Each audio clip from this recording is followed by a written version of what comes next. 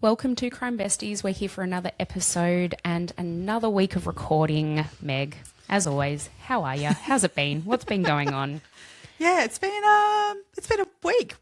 Yeah. It has. It's really been a week. I've had a really lovely family getaway last weekend and stuff, and getting back into things this week. It's been it's been a hectic week. Actually this week, because it was slightly shorter for me, having had a little bit of a getaway, I'm feeling a little bit like it's fucking Friday. When did this happen? Yeah, I know. I feel like that, and I didn't have the extended weekend. Probably we need to do a bit of a shout out to Pat. Oh, happy birthday, Pat! Happy 80th birthday. We're going to make sure you get the 80th. Oh yeah, sorry. You know, she loves 80th. Pat. Yeah. Massive shout out to your mum. Absolutely. So it was a big weekend of hilarity and drinking. Wine? And, yeah, good. I'm glad to hear that. And beach, so perfect weather. It was so good. Yeah, because it wasn't too hot, but it was nice. No, it was like you could sit on the beach all day weather. Like it was really lovely. good. That's perfect. Yeah, we really enjoyed it. I think everyone enjoyed it. The kids had an absolute ball, and they love spending time with their cousins. So couldn't get them off the trampoline. So Uncle Andy has to get one for his niece, for my niece. Like it's just stop being an a-hole. Yeah, come on, Uncle Andy. I mean, yeah, do it. For goodness sake. Do it. Just do it, all right? Trampoline. Oh, I love it. I didn't have quite the weekend you had, but I did want to talk to you about something. Have you watched the Heather Gay Surviving Mormonism doco? I have watched. There's 3 episodes. Oh, maybe I have then. No, I have watched all 3 then. And in that case, what did you think? It was very interesting. I thought the same thing. And she's not one of my faves on that she's series. one of my absolute faves, which you love her. Yeah, I love her. I mean, I saw a different side of her in that I like that side of her. That's that side of her I really do actually like and relate to. And whereas who she is in that series, sometimes I just find that she stirs shit for no reason. Yeah. And, I mean, that's what makes her so good, to be honest. Yeah, but she's backstabby and not be upfront about it. So I don't like that side of her. But in that note, I think she's really she was compassionate. She acknowledges her own flaws in the situations, that sort of stuff. That I just found that really compelling. Me too. Yeah. I thought it was really well done. Yeah. I wasn't expecting to. I mean, I wanted to watch it because I really do like her. Yeah. But I wasn't expecting her to be so frank about a lot of the things. No, that's so true. Yeah. I actually feel the same way because I feel like she can dodge things and not. Yeah. I feel like with that whole, I know she's written a book and all these sorts of things, but I actually find sometimes I kind of go, you're not telling us everything. Yeah. But I haven't read her book, so maybe it's all in there and she didn't want to put it out on the show. I get that. You're trying to sell a book. But, in that I found that she was very open with everything. Yeah. It was highly really recommend good. if you're into it and you want to know a bit more about the dark side of Mormonism. This is it. I mean, I bring it straight back to that. It is crime orientated in that sense. I do. It's very much cult. so. It's like a cult. And this is what she talks about. Well, I mean, I think it's not even a allegedly. Cult, but anyway. Yeah. Controversial. So I think that it really does talk a lot about a lot of crime that has been committed by the Mormon Church and people within the Mormon Church that people have been impacted. And so, it's a very... It's very interesting. Really, really enlightening watch if that's something that interests you at all. Yeah. And and I just have to say, if you're not into Real Housewives, still watch this. I think it's not... Oh, yeah, you don't have to know anything about the Housewives. No, absolutely. That's just who she is on the other side of her life, I guess. But, this is actually, I think, who she really is. Yeah. And watch the activism that she wants to do. It's... Yeah. Yeah, for sure. Yeah. For sure. Mm. The other thing that's going on at the minute are the Winter Olympics. Mm-hmm. Favourite sport, go. Oh, so many. It's the curling, isn't it? It's up there. But I do love the one where the knees go, the moguls. Okay, the mogul. But there's another one. What's it's the moguls where their knees go up and down. Yeah, but it's I'm pretty sure that's the moguls. No, there's another. I was watching it in slow mo, the moguls, and I'm like, how the fuck are their knees not busting every time they hit one of those little bumpy things? Mm-hmm. I know. I look at that and my knees ache. Yes. How do these people survive this shit? I know. Also, what happened? Did you see the Channel 9 news reporter who did the drunk cross? I have only seen the apologies since. You need to go and actually watch the video. I need to desperately. Danica Mason is the reporter, and what she says is that she's slurring. She is just on another planet. Who let her on? When she's doing this cross. She was just talking about the weather where they are, and she's like, oh, and it's just like so, and she's slurring her words. Oh, I love it. And then the apology, this I just thought was absolutely hilarious, where she's like, oh, it's the altitude and the cold, And I didn't have dinner. and I didn't have dinner, and I'm like, it might have actually been the 2 bottles of wine you consumed before you went live on air. I don't know. And the thing is, she's apologising to Carl Stefanovic, who's done the exact same shit. The irony. I think he says something like, oh, we've all been there. Yeah. Carl's nothing if not someone to be self-deprecate. So, so that's funny. But getting back to the winter sports, I just cannot believe how well Australia is actually doing. Yeah. You see our winter athletes practicing on, not even snow, but on boards and into Swimming lakes pools and pools, and you think, fucking hell, they're doing so well. Oh, absolutely. I mean, we do have some pretty good snowfields here at particular times of the years, and Yeah, but that's you know, true. like it's not a lot. I mean, there's the girl who lives down in Ocean Grove here in Victoria. That I mean, you think how far away she is from a ski slope, and she's incredible. Amazing. It's amazing. Just obviously a natural talent there, and obviously hours and hours and hours. Intrigued throughout it though how the commentators made many reference to it around the fact of majority of our athletes who are at the Winter Olympics come from very wealthy families. Yeah, well, you have to. Yeah, and there's the odd ones where they make sure they mention it when it happens. It's this kid started doing this through, school camps and stuff, Yeah. He's come from literally not from money, and he's made it through, or something like that. That it's really interesting to see. But I mean, it's in Australia, it is so expensive to ski. It's ridiculous. It's prohibitively the rich man's expensive. sport here. Yeah, for definitely. sure. I do have some shout outs for today as well. Yeah, we've had a busy week. We've had a very busy week. So we've got a few new Patreons: Charmaine McNally, Rebecca Devine, Lauren, and Justin Ware. And then we also had a coffee bought for us by Crystal. So thank you to everybody for supporting us. It truly means so much. I just can't.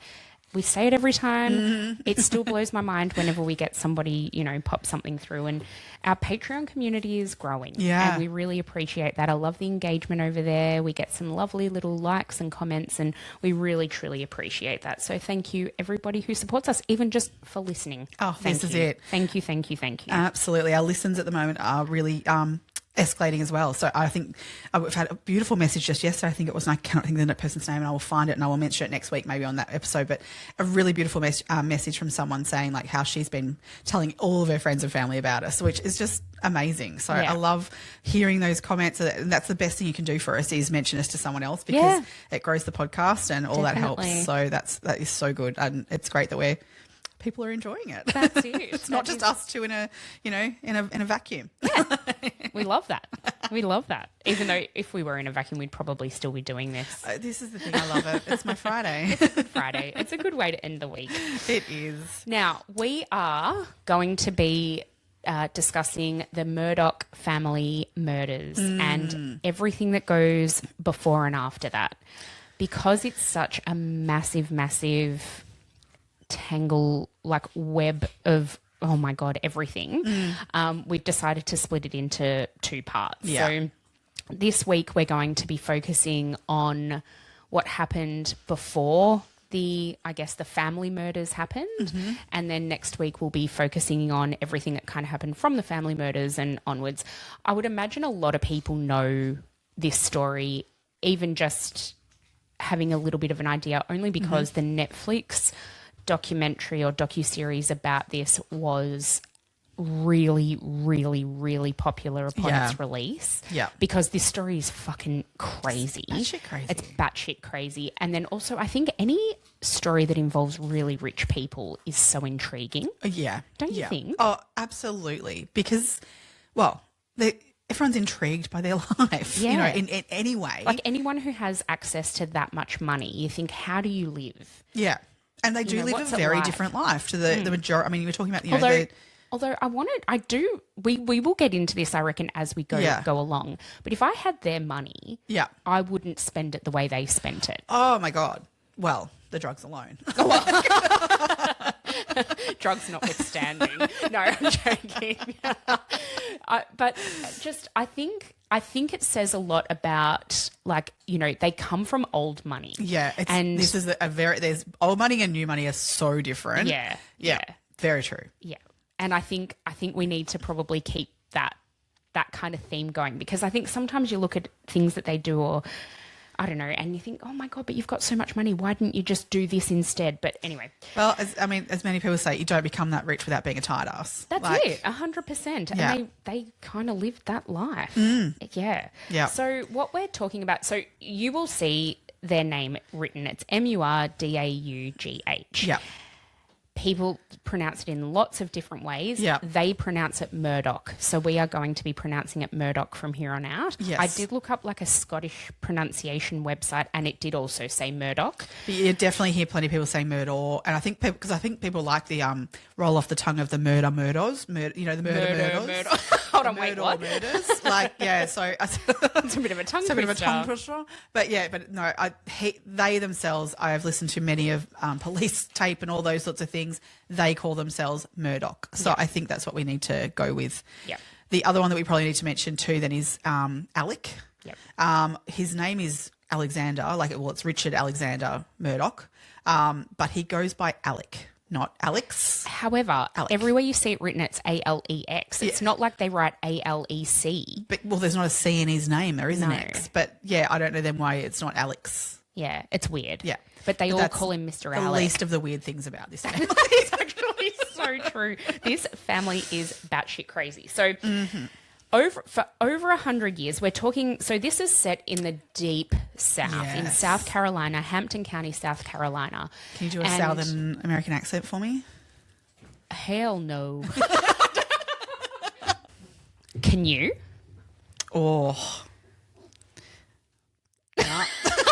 Just can't think of a phrase to actually phrase. do.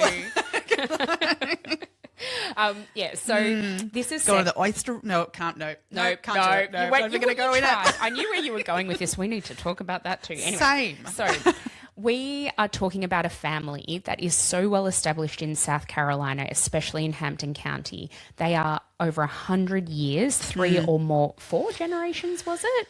I think they were up to the fourth. Up to at the this fourth point. with with Alec. Paul or No, Alec? Alec, because there was Okay. 3 who you're had right. been You're solicitors, absolutely right. and then there was Alec, and then Buster. So we were coming to the 4th and 5th generations. Yeah, okay. Yeah. So Alec's three predecessors, or his ancestors, were what they call the county solicitor, which is the same thing in most other states in America as the district attorney, but they just call it the solicitor. They just call it that. It's something It different. is almost, in South Carolina, it is pretty much an unpaid position. It is a position of privilege. And so most solicitors will actually then have a private practice as well, and that's how they have to make their money. So they are a family who is incredibly well known within the legal community and then in the community at large, because they are involved with all of like law enforcement and the legal fraternity and just within the community of Hampton County. Yeah. They are religious, I suppose, and they have lots, like most of the family units have lots of kids, and so there's lots of brothers and sisters and cousins, and it's a very large extended family. There's a point where there's a photo of like the family where Alec's father receives an award for basically his service to this solicitor role, and there's a whole family photo of them, which is not long before I think the shit hits the fan basically with a lot of this stuff. Although this is ongoing from all parts, but the stuff that we're going to focus on. And so you see that family photo, and the amount of grandchildren is just unbelievable. Yeah. So there's 3 siblings. Like Alec is he the youngest of the 3 or the middle? No, I think he's the middle. Sorry, so there's Randall, who's his older brother, and then the younger brother, John Marvin. John Marvin, yep. Yeah.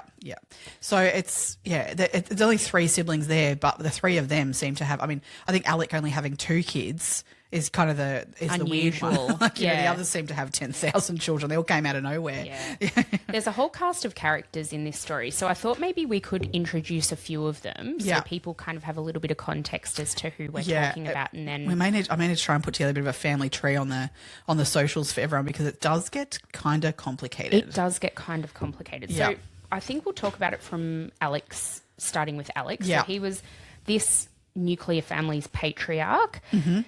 Wow, he was very high powered, and when I say that, the solicitor role, while it didn't carry a huge financial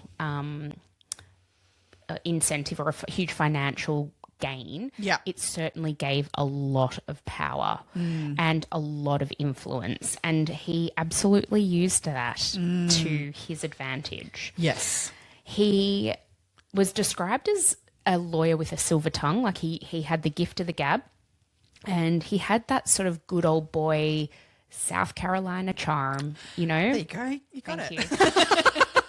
But he had a very unusual voice in general, I find. Yes. Which comes into play a little bit, like the fact of how Yeah. distinct his voice is. His voice is very distinctive. Yeah. It's very kind of, it's not commanding like you would expect No. somebody in that 'Cause kind of position to be. When you describe him as having this silver tongue, you kind of then get this like, I don't know, this sound in your voice of like, I mean, a southern, as you say, it can be very charming and very like, you know, whereas, yes, what he said was that, but the sound didn't kind of Match it? I agree. No, I yeah. agree.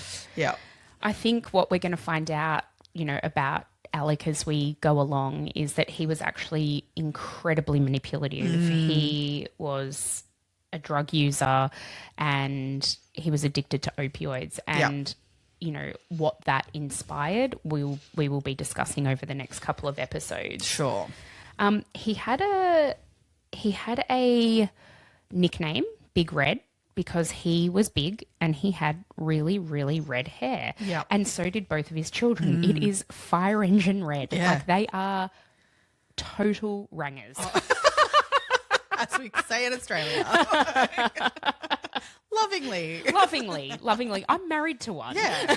And one of my sons has red hair. Not that your family aren't obviously redheads, though. Well, they're more auburn, I think. Yeah. Yeah, but they're not fire engine red. No, like not these fire guys. engine red, no. But yeah, they were very distinctive looking, I think, because Yeah. of their red hair, and they sort of really stood out, and they were tall. sure. They were really tall as well. Yeah. Very so. Alec, when he was at university and studying to be a lawyer, he met Maggie, and Maggie was also, I believe she was studying law as well. And they hit it off, and they ended up getting married Yep. and having 2 children. So she is described as, from what I've heard from multiple sources, as being a really lovely lady, very sort of community minded, but kind of, from the impression that I get, no one actually said this, but I think she might have kept to herself a bit. Yeah. The reason I say that is because she was actually really good friends, almost best friends, with both of her housekeepers. And I'm like, that to me says that maybe she didn't go out a lot. Like, maybe she wasn't as involved in the community. And then I question, like, why was that? You know, was it because she knew what was going on and she didn't want to be out there and associated? I don't know. Because I find her intriguing. Me too. Because we don't know a lot about her. No. But the thing is with her that I find the most interesting is that, as you say, she seemed to be a bit of a homebody in that sense of, like, you know, her best friends were her housekeepers, not outside of the home, yet she had interesting relationships with her children. Yes. And so you'd think that someone that you're describing there, of like someone who's like at home, wants to, and friendly with with her help, basically, would be someone who'd be quite hands on then with her kids.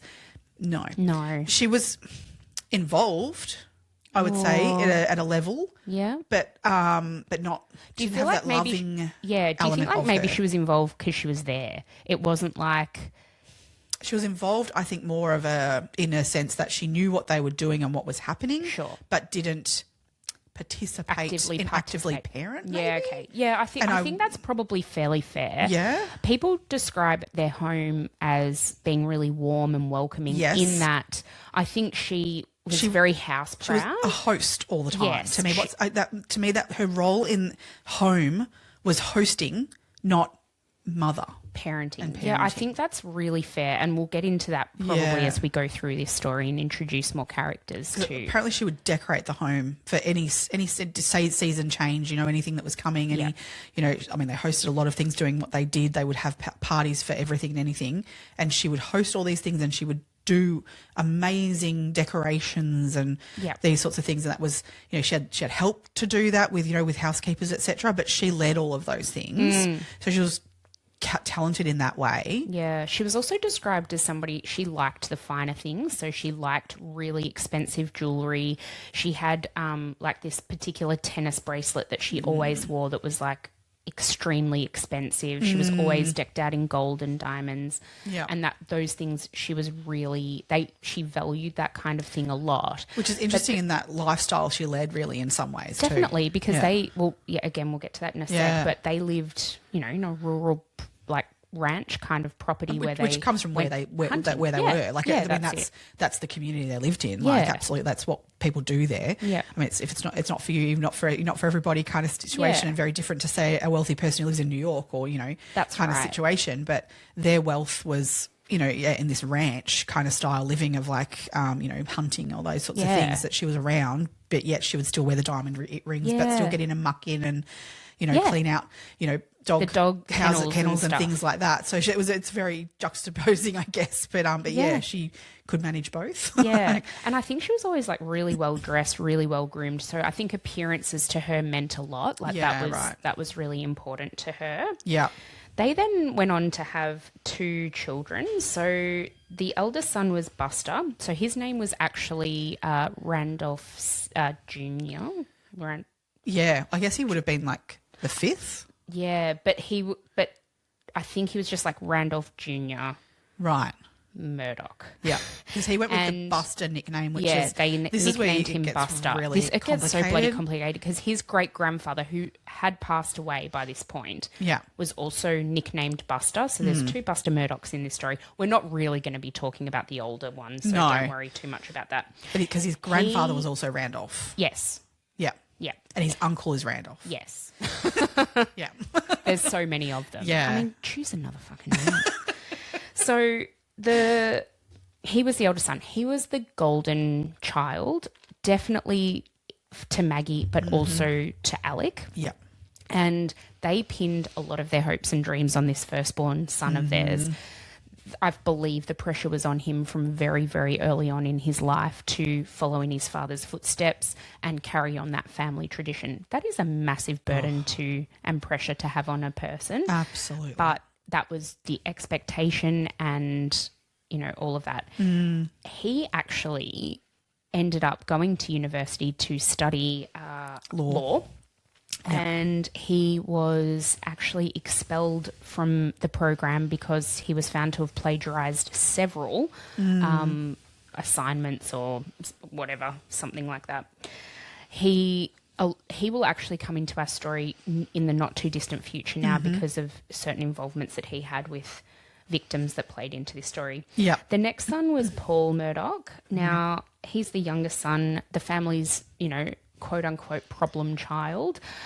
He marched to the beat of spare, like kind of the air, the spare air kind of like vibe, big time, yeah? Yeah, totally. Yeah. Totally. I think he marched to the beat of his own drum. He didn't give a shit about the family legacy or the dynasty that he grew up from. Well, he did to a point is that he liked the money and yes, I'm not saying he didn't like the money. He certainly liked the lifestyle it afforded. Yeah. But that wasn't ever going to be him, I don't think. Oh, no. No.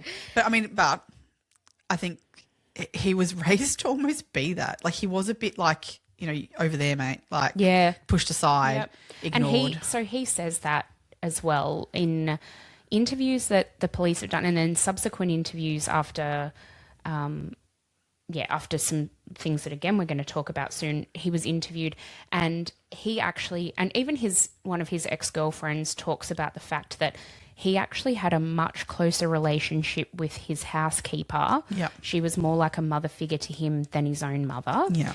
I think Maggie definitely doted much more on Buster and focused all of her attention and pressure on Buster.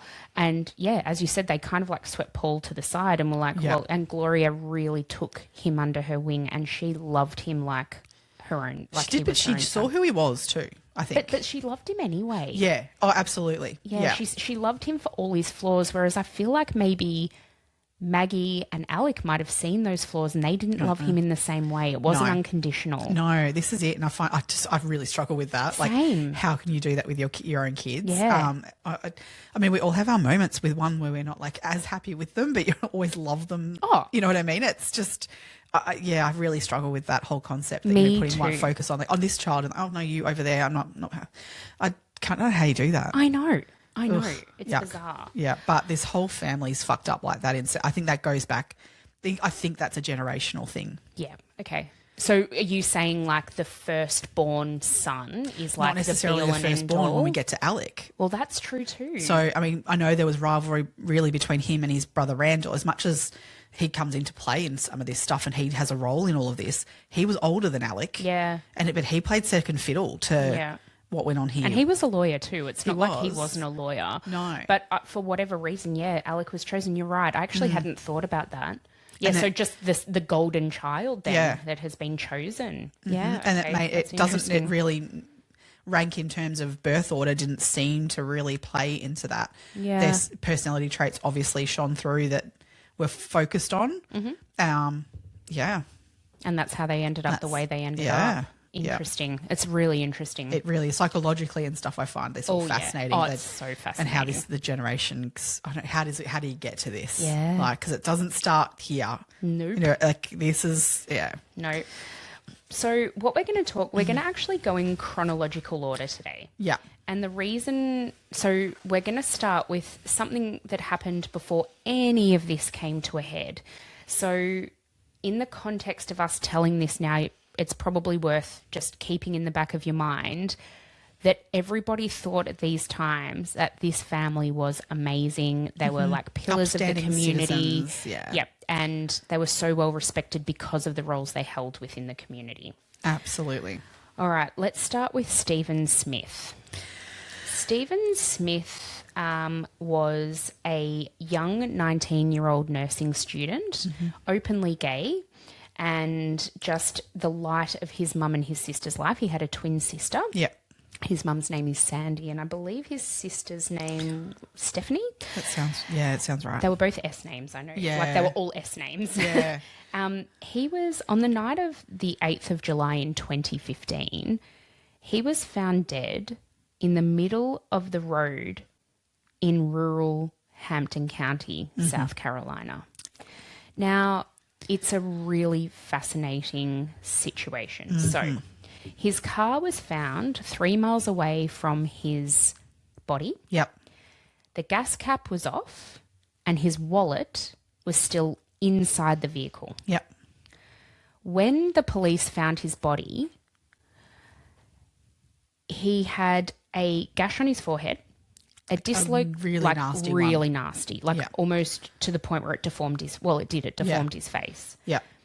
A dislocated shoulder, and the way his body was lying was interesting. He also had his mobile phone in his pocket. And his shoes undamaged. and his shoes were still on his feet, and they were very loosely tied. They were like those old DC runners. Like everyone back in that time had those runners. Yeah.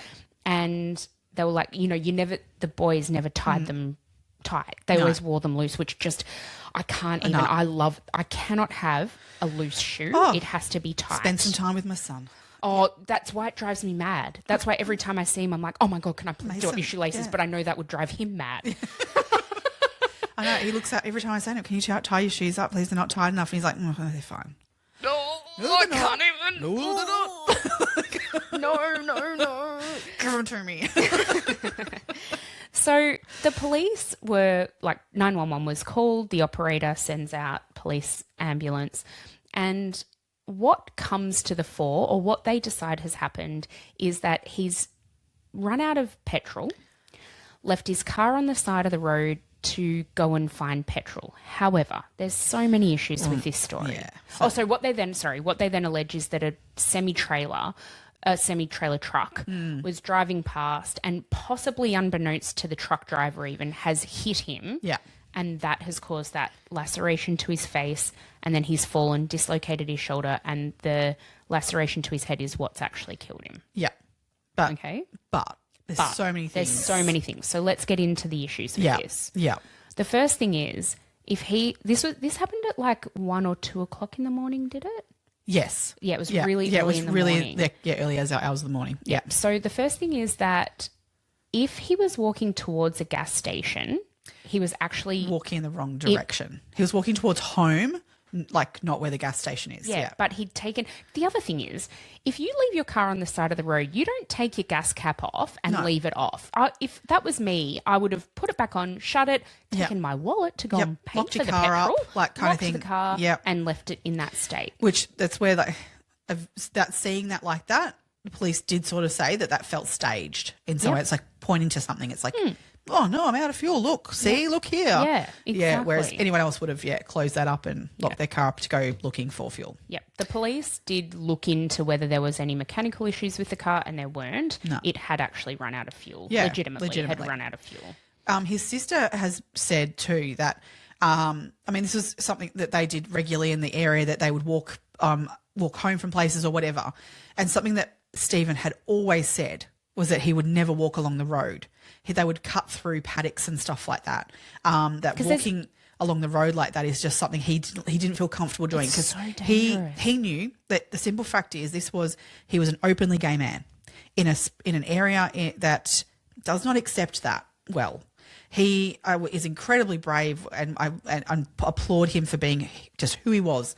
And many people did accept him, but he knew that if he was walking along the side of the road or something and like someone saw him, that it could just be inviting trouble, in that area, which just sucks. It's and disgusting. That's a whole other issue. Yeah. But he always commented to his sister and how they would always walk through the paddocks and stuff like that rather than walking along the side of a road. Sure.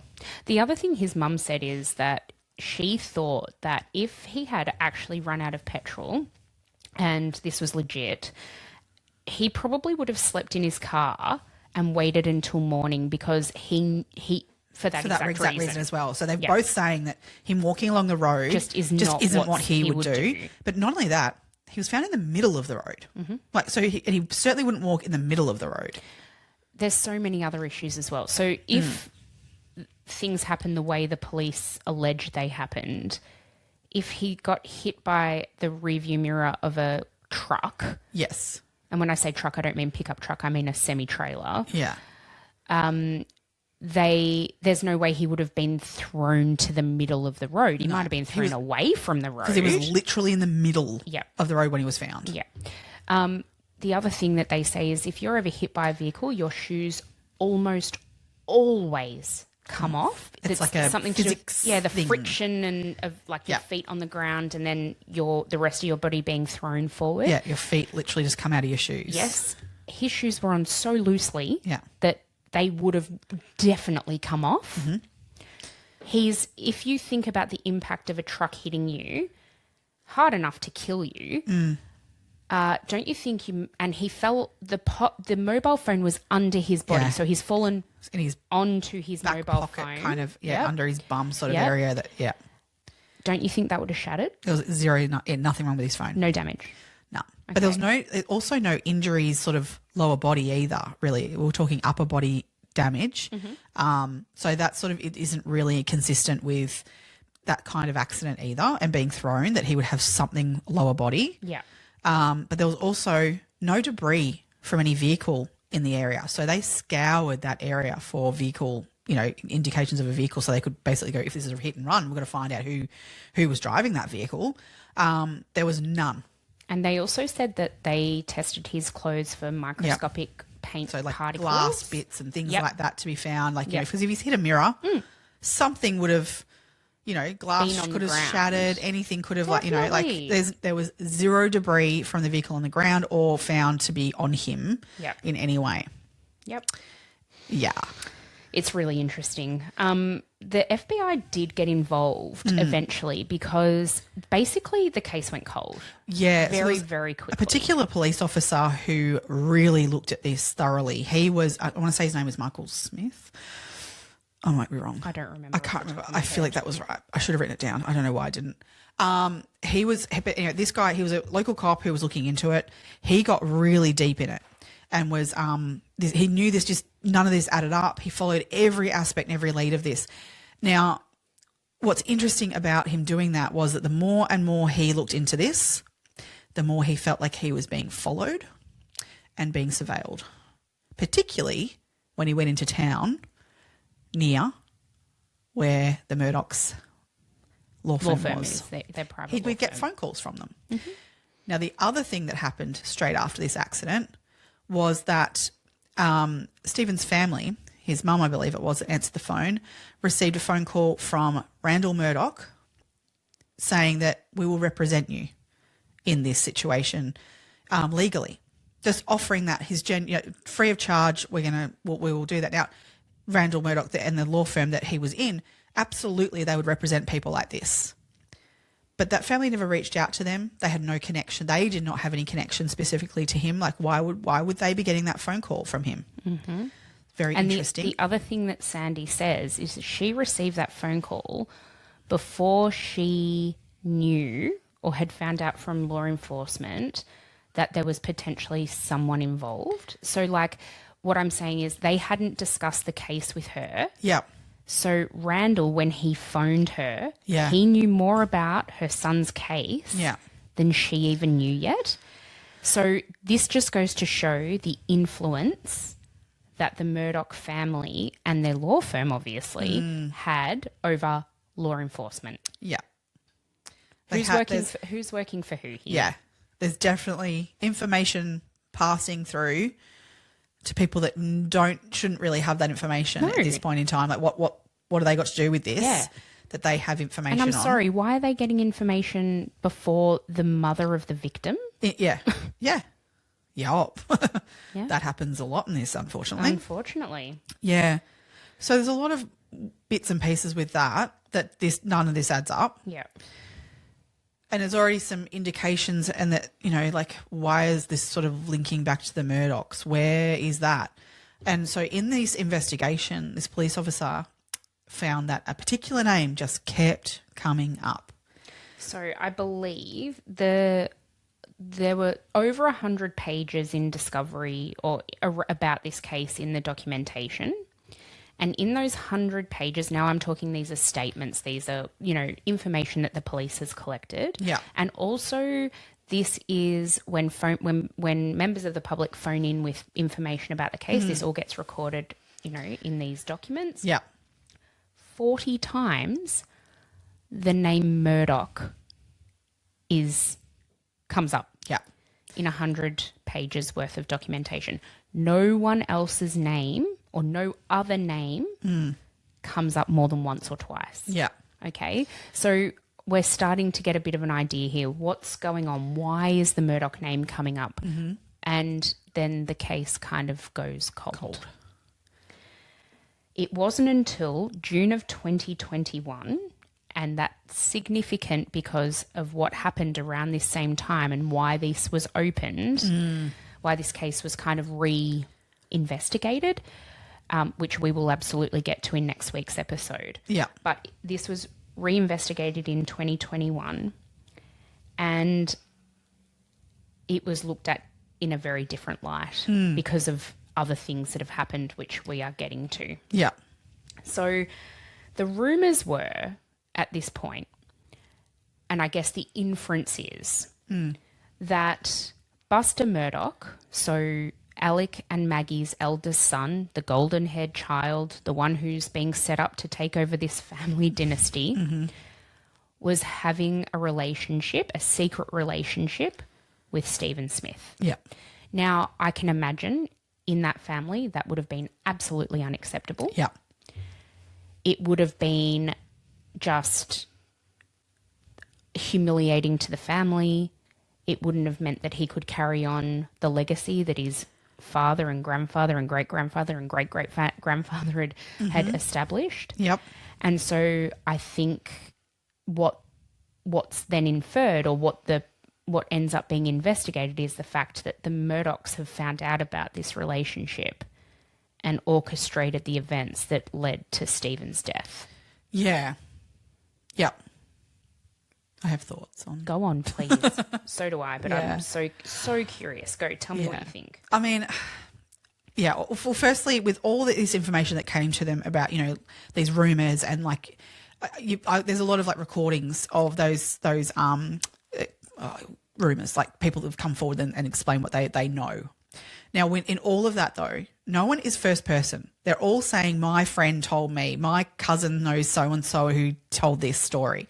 No one says, I know this. I know it. I've seen them together. There's no first-hand witness of this. Because they're all fucking shit scared that the Murdochs are going to sue them. Exactly. Because they sue people for looking at them the wrong way. This is right. So, I mean, I find that interesting in itself, just the fact of like no one's willing to come forward and say, I know this is fact. I think that's very, I understand why people do that. Oh, totally. Yeah. And I think it says a lot. I mean, some people, you can look at it in one way and kind of go, oh, well, people are it's just rumors, then it's bullshit.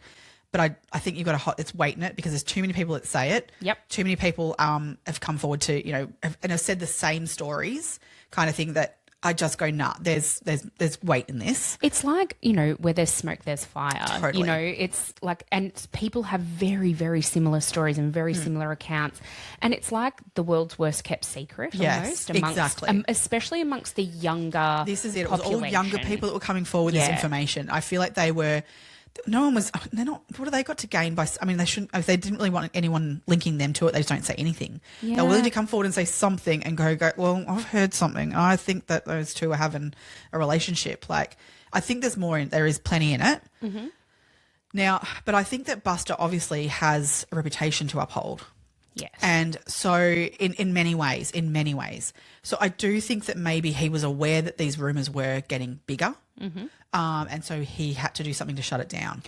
Do you reckon there might have been an instance or something where maybe Alec found them together, or someone found them together? You don't think so? No, I don't think it got I don't even think it got that far. I don't think it would take even that extent. Yep. It was just the fact that there's people might be talking about something that might be happening. I think what's happened, this is my take on what I think happened. Yep. Buster and his mates were going around playing baseball with people's letterboxes. Yeah. Which is evident. They know people were doing that. Yep. I think they were doing that, and I think that they have driven along and they have seen Stephen in his car, like you say. I think he did run out of fuel and he was in his car. They happened to have stumbled across him. And I think that then I think Buster and a couple of his mates or whatever have pulled him out of the car, and it's gone too far, because Buster's like basically taken the frustrations of, like, what if people find out about this? I have to prove that I don't love him. I don't have a relationship with him. So I think he's got hit over the head with a baseball bat. And that's why the injury across his face, it is in a line, something straight, they say, has hit him across the face, like a baseball bat kind of thing. I think that aligns, that he's been hit with that. I think he has died from these injuries from this brawl. I then think they have dumped the body on the road and staged it the way it is.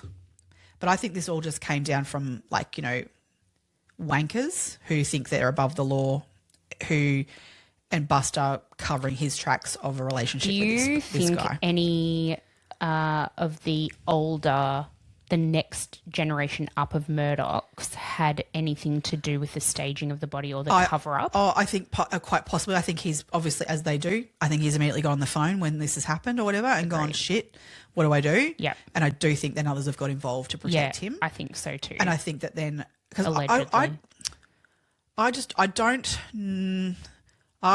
don't see a story where Alec and the rest of them, but they don't go to Alec. So no, they go to their uncle and their uncles and their grandfather and their grandfather. They don't really go to Alec. So I think it might have not even been Alec who knew necessarily. This is it. Or dealt with it necessarily. No. But then Alec also had enough offsiders that they could have called to sort of help them, like as in who the boys could have called to help them out as well. Exactly. Yes. Yeah, so I feel like it hadn't got to the extent of like the extended family orchestrating this to the point of like the actual killing. I think that's happened in a, I don't know, rage-fueled dickhead state of like wankers drinking beer, you know, doing this, and they've stumbled across him and this is what's happened, and then it's gone way too far. He was such a gorgeous young man. Oh, wasn't he? Oh, my God. He just seemed like the life of the party, kind of really great fun, lovely guy. Fun. He was a twin. His sister's just devastated, of course. But to be a twin. You know, he was a nursing student. Yeah. He had these goals of like, you know, Jesus, it breaks my heart what he was like hoping to do and go overseas and things and help children. And he wanted to work in remote communities and help people. Yes, help people. And so the world missed out on that because of these fucking motherfuckers, although no one's been convicted of any of this yet. No. So this is all allegedly. Allegedly. Yeah, that's my take on what happened. That's what I think's happening. And I honestly think that from listening to particularly that police officer I was talking about, he very much, I think he believes that too. He typical police officer kind of thing. He doesn't lay out what he thinks happened, but he infers things of what his investigation has taken him to. Mm-hmm. And I think I honestly think that's what's happened here. Yeah. And Buster knows what happened, and so do many others in the Murdoch family know what happened. And I do think there are some other outside. I think there's some other kids who know what happened on that night. Oh, definitely. I fully agree with you. I definitely. But they've been shut up and paid off or whatever. I really do believe that. Yeah, same. Yeah. I mean, they were just as implicit. So it's, you know, of course they want to keep quiet as well because they were involved. Yeah. And that's the thing. They hold it over them of like, you know, I mean, I could honestly say, I reckon if any one of them wanted to talk, they could go to police officers and they would probably get a bit more of a slap on the wrist sort of situation, like get less of a... Well, they could probably come up with a deal. They would come up with a deal. They would want to be sorting this shit out if there was something that was provable and known. Yeah, but they have definitely shut them up somehow, which when we get to other cases here of what's gone on, there's precedent for this occurring that we know it happened. You know, absolutely people have come forward and talked about. Yep. I think the same thing happened with this. I think you're right. I agree. I fully agree. And it worked, this one. It worked with Stephen. Yes. Yes, it did. But it maybe didn't work so much with the other one. Well, it worked till now because I think there's still a reward out. Yes. A financial reward. I think it's not a lot though. I feel like it's like maybe $50,000. Like it's nothing. It's not enough to talk at this point. No. Not with where their webs go. I think there was a GoFundMe set up at one point to exhume his body, in order for the police to that would then, you know, I guess mean that the police had to then do another autopsy and look at the body again. I actually don't know if that ever happened. Do you know if that happened? I haven't heard of that. Okay. No. My gut feeling, because I haven't read anything about it, I feel like maybe that never came. So I feel like that happened eventuated. The next one we're going to talk about. Yeah, it did. Yeah, but that was not. I don't remember it being mentioned about Stephen. No. Yeah. Okay. Let's get to the next one. Yeah. Okay. So the next victim of this family was a woman by the name of Gloria Satterfield. Now, Gloria was the Murdoch's housekeeper and nanny for over 20 years. Mm-hmm. Her son, Tony, so she had two sons of her own, and she was a widow, I believe, a widower. Yeah. And she raised her boys on her own. Yeah, she raised the boys on her own and worked for the Murdochs throughout their entire sort of childhood and adolescence. Well, she actually worked for them and for some other families as well because she needed income for to raise her boys on her own like that. That she worked her ass off. Oh, she was such a hard worker. A hard worker. Her son, Tony, says that he loved the Murdochs, that he really felt welcomed by them and included by them. And her sister, she had a sister named Ginger who is actually very outspoken. Love and that. I know, if you want to look up a lot more about Gloria, you can. And most of the family spokesmanship comes through Ginger. Yeah. Gloria also had two brothers, but they just kind of sit in the background while Ginger kind of gives her opinion or gives their opinion to everyone. Everyone's. I actually really rate her because she's like a dog with a bone and she has not let any of this go to her absolute credit. Yeah. You know, I think Gloria's sons were too young to have to take all of this on, and so she has really stepped up for them and really advocated for Gloria in all of this. So hats off to her.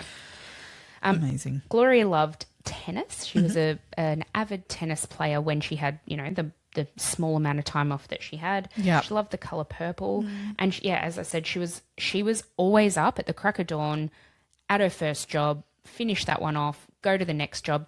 She would often, Maggie would often ring Gloria and say, oh, I'm not going to be able to cook dinner tonight. Can you pop dinner on? She'd go back. She'd get dinner ready for them. Yep. Apparently she was an incredible cook. Mac and cheese was her absolute specialty, and the kids loved it. The kids absolutely loved it. Yeah. I'd love her recipe because sometimes I find mac and cheese can be a little hit. Well, I just find that we don't know how to do that really here in Australia. We're not great at it. I mean, I think the key is grating your own cheese. You can't use pre-grated cheese. Oh, I don't obviously. like pre-grated cheese. It's disgusting. It's the powder. And the stuff. powdery nuts. No, so you need to grate your own cheese, but I don't know. But anyway, so that was her little claim to fame, I suppose.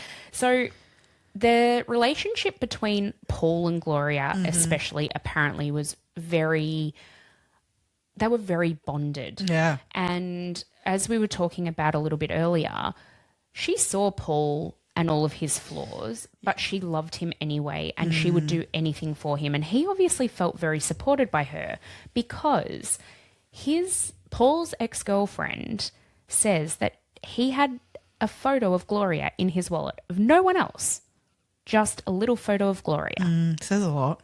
It says a lot. It kind of that almost endears him to me a little bit. That's about the only thing that does.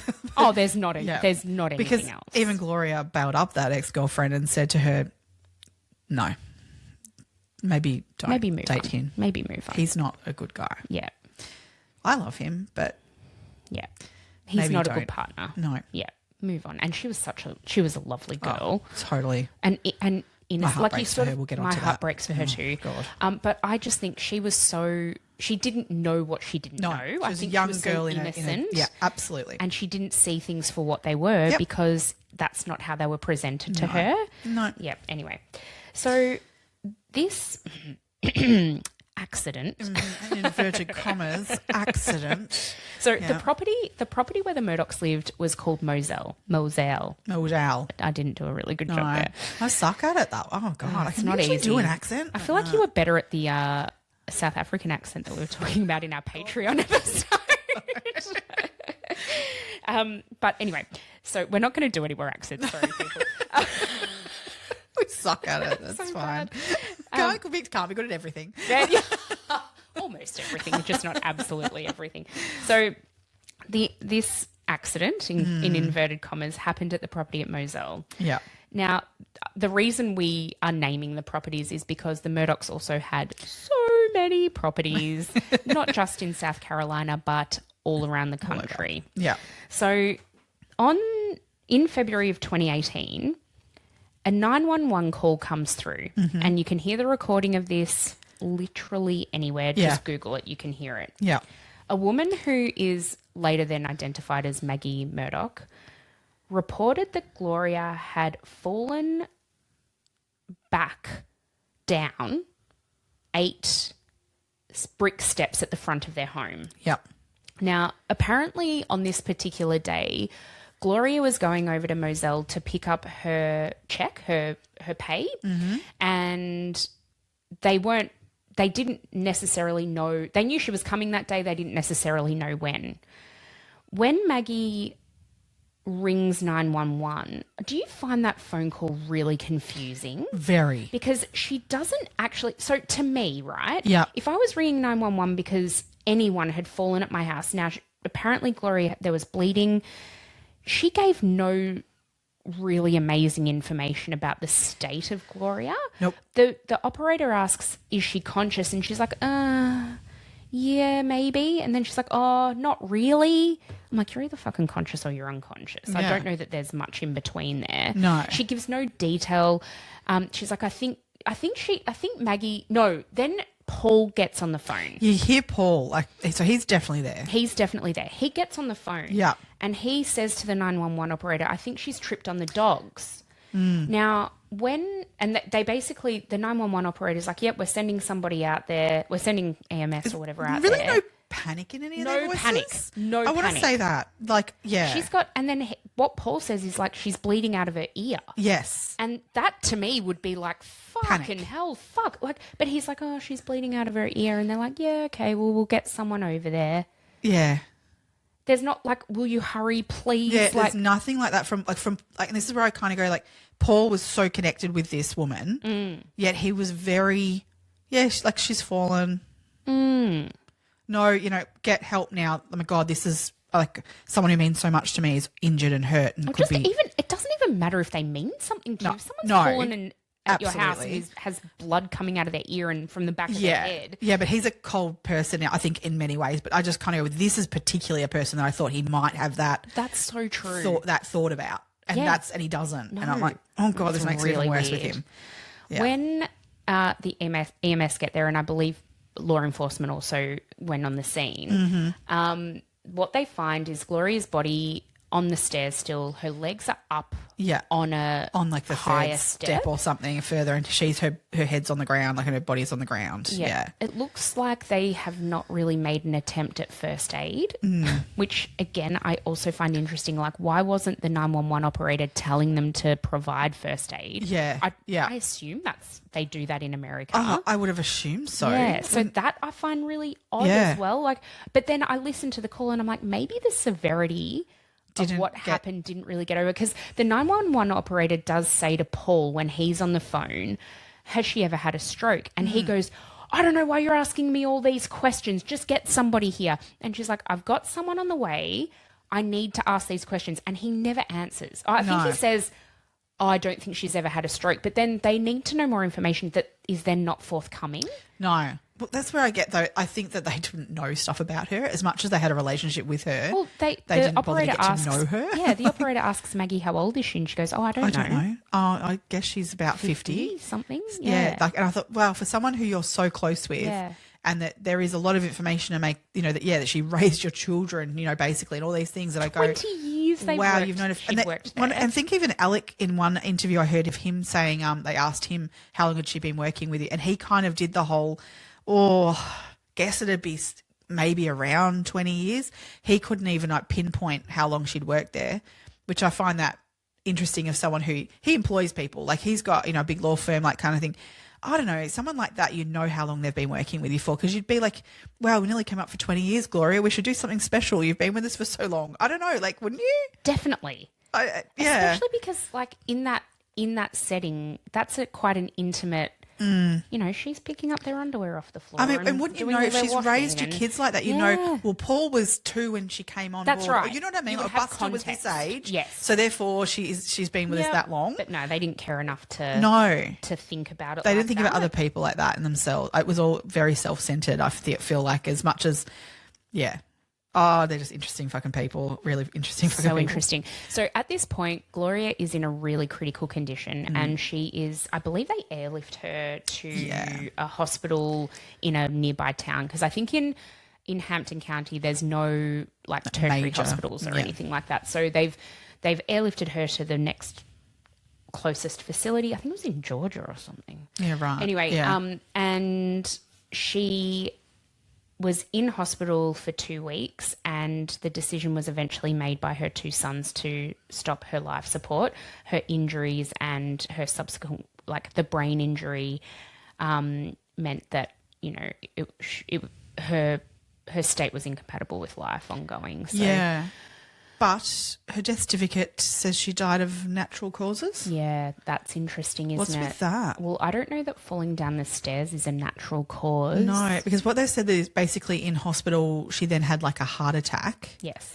And then, so I've heard some people sort of say, well, okay, maybe if she died, even dying from a heart attack is not natural causes, but are there natural causes like after effects? That's why. Look, I can understand. Like, maybe if she'd had a stroke and fallen due to the stroke, okay, but then you still need to do a brain scan to confirm that she. I guess. But then wouldn't she have died of stroke? Not. Yeah. That's true. natural causes. Yeah, that's still? true. So what happens though when you put natural causes on a death certificate is there's no autopsy. No autopsy and no It investigation. never gets flagged with the coroner, and there's no further investigation. Nothing to see here, people. Don't you think that's really interesting? Well, because the other very interesting thing is that then Alec is interviewed at a point in all of this. Yep. Because he says she fell down the stairs and that he spoke to, because no one, they all say they didn't witness her fall down the stairs. No, they all claim they were all claim they were inside. inside and they didn't see what happened outside. They came out and found her, right? Mm-hmm. But in an interview, Alec says he spoke to her as they were putting her into the ambulance. Yep.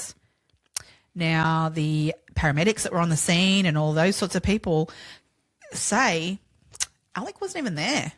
He wasn't there. She also wasn't verbal. No. Apparently she was like making noises, but she wasn't communicating. Making sense of what, wouldn't be able to make sense of what she said or anything. But he claimed that she told him that the dogs had tripped her up. He wasn't even there. He wasn't even there. Interesting. The Like, what the other fuck? interesting thing is that 1 month before Gloria died, Yep. Alec, took out an insurance policy on Moselle. Yeah, commercial insurance policy. Yep. To the tune of, I think it was $5 million. 4 point something, I think it was. 4.3 yeah, or something, I wanna say, or 4.6, yeah. something like Yeah. that. Oh, no, it's 4.3. I've got it written down. Yeah. $4.3 million. Yeah. Okay. After Gloria died, Pretty much at the funeral, I believe it I was. believe it was at the Yeah. funeral. Alec approached her two sons, who were, I think one was 20 and one was 18. Yeah, 18 and 20, I think, At the from time? the top of my head. Yeah, Yeah, something same. around that. Yeah. Something around that. Yeah. went Not to this- older, but not young. Like, Yeah, but in not that all- bracket of like old enough to manage this, but in the same time too young to know how to do it on their own. Yeah. Does that make sense? Oh, totally. Yeah. So he goes up to them and he says, "We really want to look after you. We're so sorry this happened. What I'm going to do, I'm going to give you a lawyer. I'm going to put you in touch with a lawyer and I want you to sue my homeowner's insurance." And so the boy's like, "Oh, no, Mr. Murdoch, no, we would never do that." And he goes, No, you need to be taken care of. I insist that you need to do this. I will put you in touch with a really good lawyer and we'll go from there. So the boys do that. They are put in contact with a lawyer. Was this lawyer impartial, Meg? Oh, let me think about that. No fucking way. No. He was Randolph's best friend. So Alec's brother's best friend and college roommate, I believe. Okay. The good old boys. The good old boys. So what happened? This guy was named Corey Fleming. That's right. So they go down the path. Now, by the way, this took fucking years as well. They were fucking around back and forth. I think they were they were clearly trying to pull the wool over the young boy's eyes. I don't know if the actual process of it happening took years. I think that happened very easily. Yes, and quickly. But the Gloria's boys were just not informed of any of it.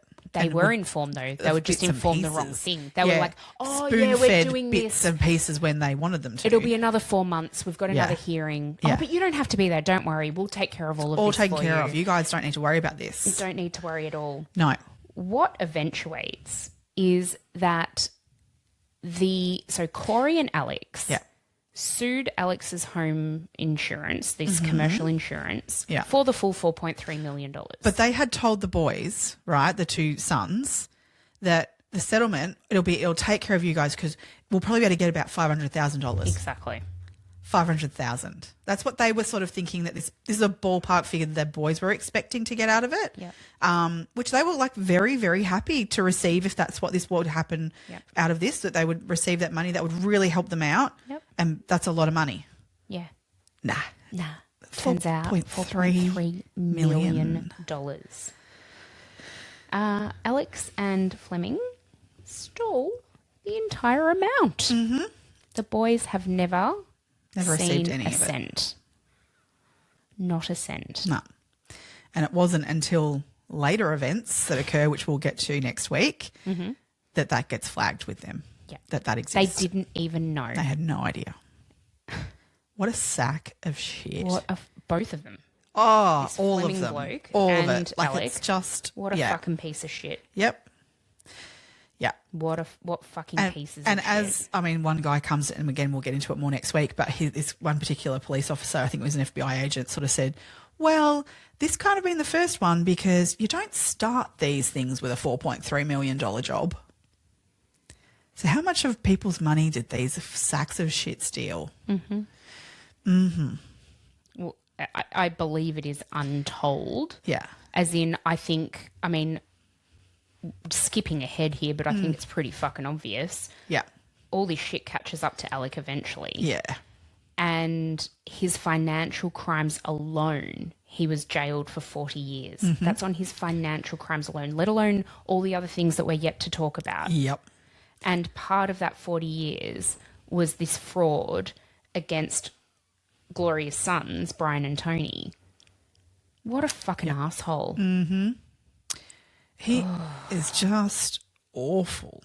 And the thing is, okay, so this one here with Gloria, there's the financial shit of this, which there's one way of looking at this, that Gloria had an accident and Alex has taken advantage of that.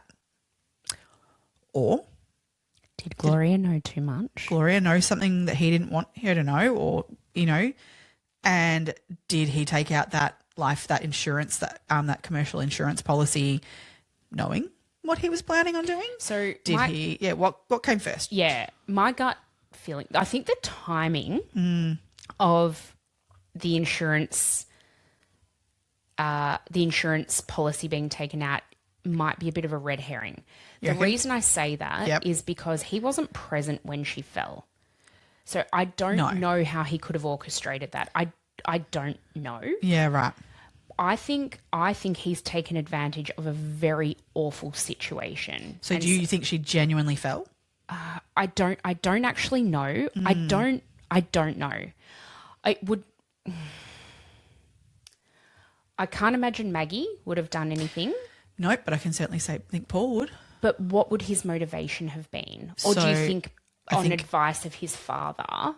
No, because I don't think they had that kind of relationship. No, same. I honestly believe that, well, we know, what we do know is that Gloria knew about Alec's drug taking. Yes. She'd found a stash there. We know that Paul knew. Well, Gloria had told Paul. Yeah. So Gloria and Paul knew this information about their dad. Mm-hmm. I do think that what's happened that morning is Gloria has maybe said, well, Paul, if you're not going to speak to your mum about this, like Maggie's there, say, and I'm going to tell your mum, and, we need to get help for your dad, or, I think this has been what the conversation is. Okay. And I think that what's happened is Paul's I don't think he's gone, I'm going to kill her, but I think it's gotten out of hand. And I do think that she's fallen down the stairs with an assistance of a fall. Like, I think there's been a push or something's gone in that argument somehow. So I think there's more involvement there. I can see that being a situation. My challenge to that is, though, why do you think Paul wouldn't have wanted Maggie to know? Because I think she knew. She knew he was an opioid abuser. Oh, I think that's absolutely part of it, in that they knew these things. They just didn't want other people knowing these things. Okay. And so I think... So you're saying Gloria knew too much and Paul was trying to protect... So it was almost like an unspoken thing within the family. Yeah. Like his drug abuse. I think we don't talk about this shit. Why are you talking about it? Why are you bringing it up? I think that's the kind of attitude he'd have to it. Okay. I think that he would have been like, stop talking about it, sharp about it, what's it to you, been nasty to her, and said, I think that he would have just been in a foul mood, like, shit. I find it really weird that she took it to him. I do too. I do too. So what Gloria found, she was making a bed one day and she found a massive bag of opioid pills taped under the bed frame. Yeah. And that's what she disclosed to Paul that she'd found. She didn't tell Maggie. Because the thing is... Who was supposedly her friend. The thing is, absolutely, Alec was a drug taker. Yes. Right? Abuser. But I think there's more to it in the drug stuff. Okay. I do think there was connections there with other people, like dealers, etc. Yes. That there was definitely. So I think there was the element of Alec taking the drugs, which wasn't acceptable of knowledge for people to know. Sure. But I do think there was more illegal shit connected to that. Right. That was the worst stuff. That was the stuff that maybe was the stuff they really more likely didn't want being known. Okay. Yep. Does that? Well, yeah, no, I get that. I think we'll talk more about that in Yeah. next week's episode. Yeah. You can give us your full theory then. Yeah. So I don't think if I have a full constructed one yet. Oh, I know, because Yeah. there's so much. We don't know what we don't know either. And Yeah. this family has done a really, really great job at hiding a lot of shit. Oh, there's so much you can do when you have money. Yeah. So many people And you can buy and out. power. Yeah. The and power is influence. incredible. Their power was so far reaching. Yeah. And we'll, again, actually, in the next person we're talking about, the power of this family is really evident. It becomes really evident in this one, I think, because so many people were willing to come out and talk, and voice what happened here, and because a lot of it's on body cam footage and things too. Yeah, that have that's been true. Discovered. Yeah, just really quickly before we finish up with Gloria's story. Yeah. Her family, in the wake of her death, set up a Gloria's Gifts Foundation. Oh, lovely. And they give Christmas presents to needy kids. And they wanted to make sure that her name was associated with kind and lovely things, which is what she was in life, and not associated with the Murdoch name at all. So that's why they set that up. Yeah. Yeah. Yeah. What a It sucks that, there are great things that come out of these shitty situations, but it sucks we have to be there at this point for that to happen. Oh. Now, this next victim of the Murdoch family this whole story is a big one. This one kind of is the catalyst, I reckon, for this coming out publicly, to be honest. Oh, 100%. I think if this hadn't happened, we wouldn't even know who the fuck they were. We wouldn't know who Gloria Satterfield was. We didn't know who Stephen Smith was, at all. No. But, because from this case, literally, after this, 19 lawsuits get filed against the Murdochs. Yeah. From this point. Yeah. So this just blows everything up. And we're not even talking like little civil cases. No, I'm talking massive things. Massive things. Yeah. 19 massive lawsuits. Yeah. Yeah. Okay. So the next victim we're talking about is Mallory Beach. Mm-hmm. Now, Mallory was a friend of Paul Murdoch's. Now, there was kind of like three couples who would hang around. Now, Paul and Morgan were on again, off again. For 4 years. Yeah, for 4 years. They'd been together a while. Yeah.